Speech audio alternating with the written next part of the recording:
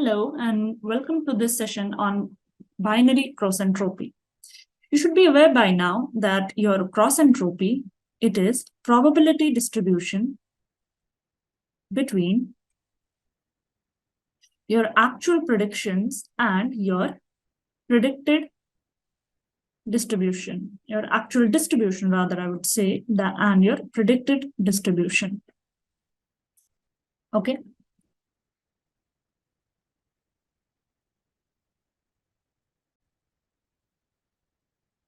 So binary cross entropy, or it is one special case of categorical cross entropy.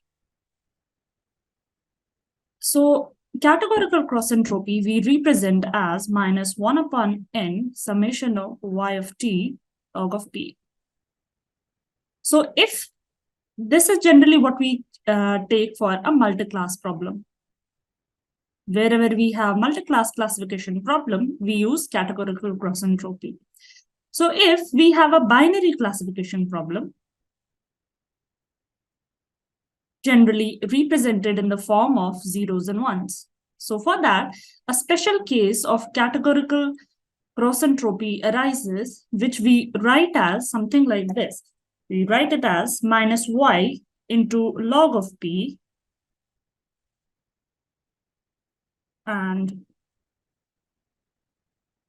minus y minus 1 minus y into log of 1 minus p.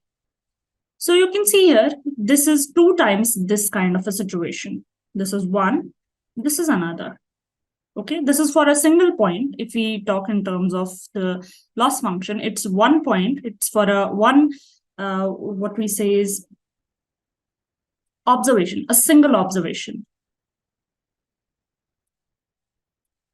So if we have to talk of whole of the model, we generally represent it as minus 1 upon the n summation y into log of p plus 1 minus y into log of 1 minus p. Now, how is it a special case? So let's suppose in one of our classification problem, we'll take y equal to 0. In that scenario, you can see this whole terms become 0, and what we are left with is only this. Minus y, if y equals to 0, we are left with minus 1 by n summation of 1 minus 0, which is 1. So we will get the remaining with log of 1 minus p. Okay. And at the same time, if y equal to 1, you can see here, it becomes 1 minus 1, which becomes 0, and this whole term becomes 0. So for y equal to 1, we are left with 1 minus n summation of log of p.